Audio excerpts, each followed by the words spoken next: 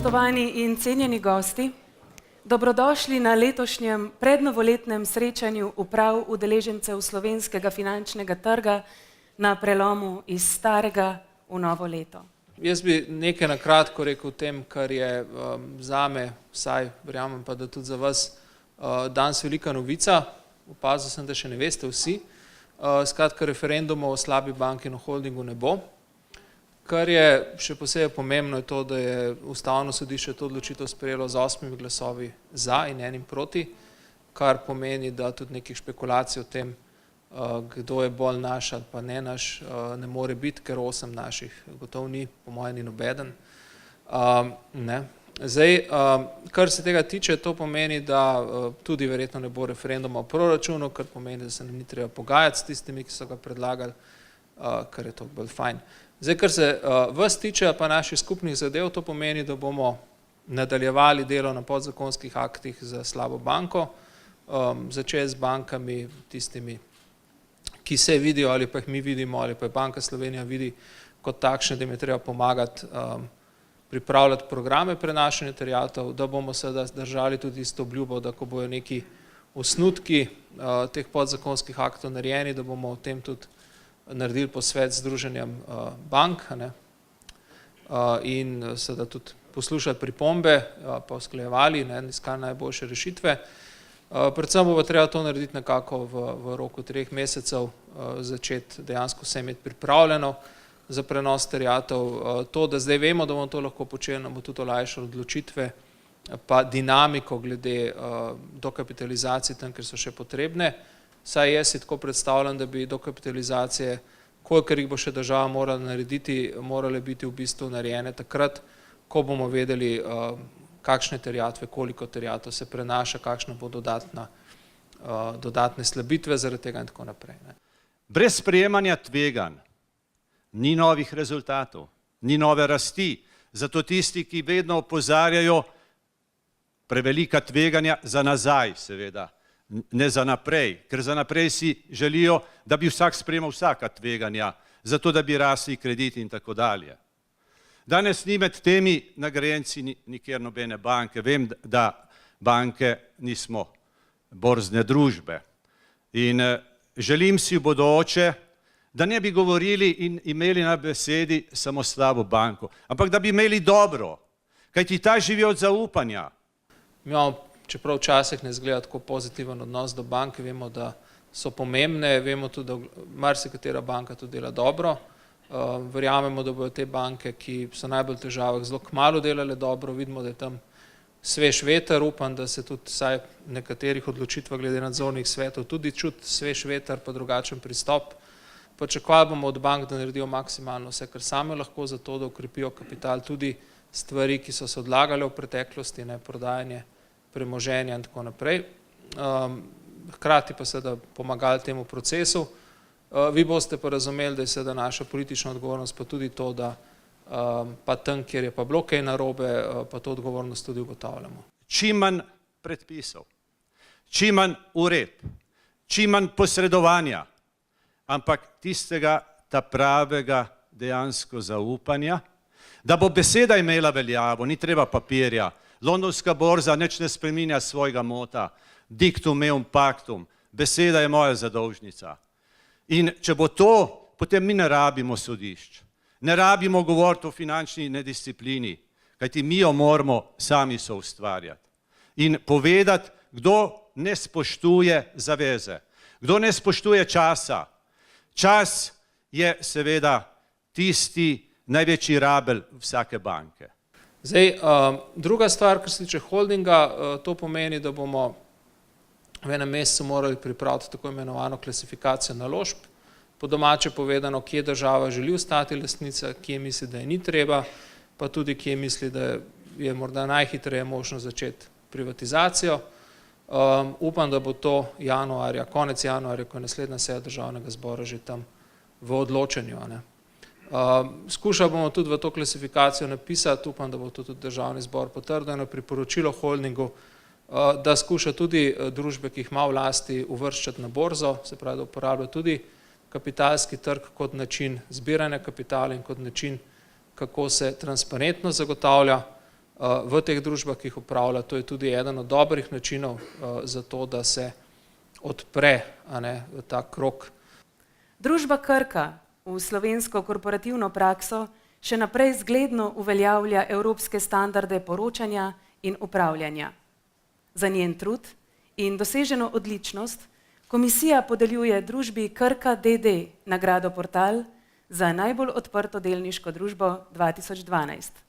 Čestitke. Nagrajenca vabim na oder, da prejme nagrado.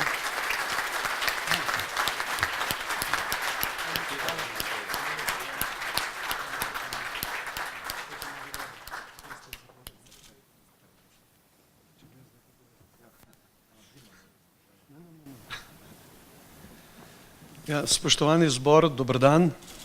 Pravijo, da so časi sprememb, časi izzivov in res je tako. In v Krki smo prav veseli, da smo pred leti, ko smo pisali prvo strategijo, med 6 vrednot zapisali tudi 2 vrednoti, hitrost in fleksibilnost.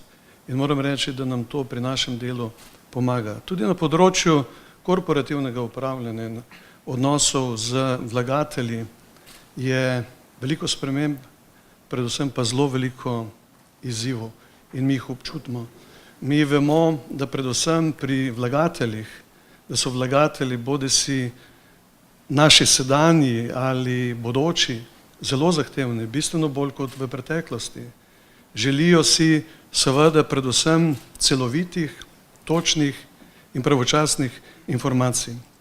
In moram reči, da tu Krka, tovarna zdravil iz Novega mesta, zelo veliko pogleduje okoli sebe, ne samo v Republiki Sloveniji, ampak tudi v tujini in mi se učimo.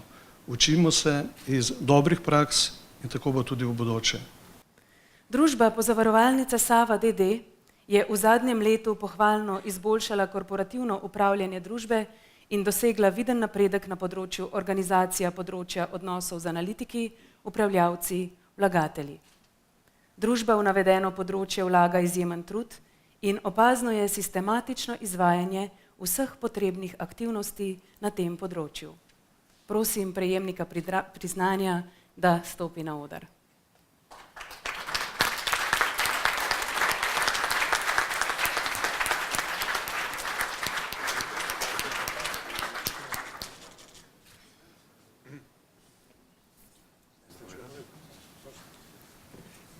Spoštovani udeleženci tega zbora, jaz se prvo bi najlepše zahvalil komisiji in seveda tistim, ki so bili zraven. Prvo bi povedal to, da tako kot je, poslušal sem gospoda Colariča, pred 5 leti so pisali strategijo in so si zapisovali vrednostni sistem. Tudi mi smo to počeli. Mi smo se pravi v to prioriteto vrednostnih sistemov napisali tudi transparentnost. In leta 2008 smo zapisali, smo imeli veliko izgubo. Zaradi tega, ker smo rekli, bomo slabili, tukaj sem znemirjen recimo zaradi te nagrade, tako da bo težko šlo. Ja.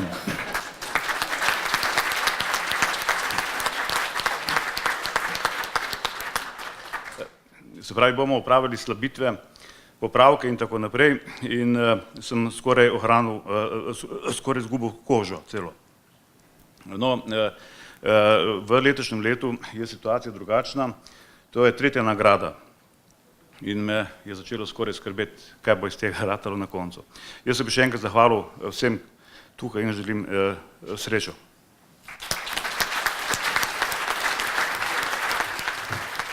Drugo priznanje prejme družba Zavarovalnica Triglav d.d., ki je v zadnjem letu dosegla viden napredek na področju odnosov z vlagatelji in na področju korporativnega komuniciranja.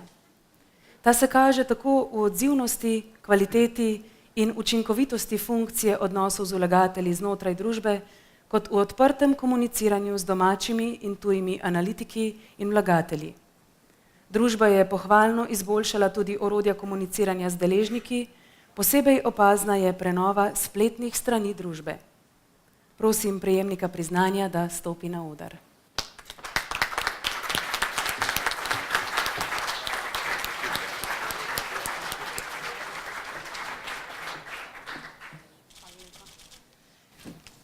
Jaz bi se na tem mestu želela zahvaliti predvsem ekipi v Zavarovalnici Triglav, ki je uspela za ta preboj. Tudi v bodoče bomo nadaljevali s to prakso, drugo leto že načrtujemo kar nekaj sprememb, nekaj korakov k še večji transparentnosti. Vsem vam pa želim srečno novo leto, mirno in ne preveč turbulentno 2013. Hvala. Že 6. zapored smo dobili nagrado Portal za najbolj odprto delniško družbo in najboljšo družbo na področju odnosov z vlagatelji. Ta nagrada nam zelo veliko pomeni, pač smo v časih velikih izzivov in naši delničarji pričakujejo od nas ažurne, točne informacije in ta nagrada je potrditev, da te informacije dobijo. No, mi Ljubljanske borze definitivno ne zapuščamo. To je naša primarna borza. Res pa je, da trenutno promet na Ljubljanski borzi ni takšen, kot bi si ga mi, kot izdajatelj delnic, pa tudi naši delničarji želeli.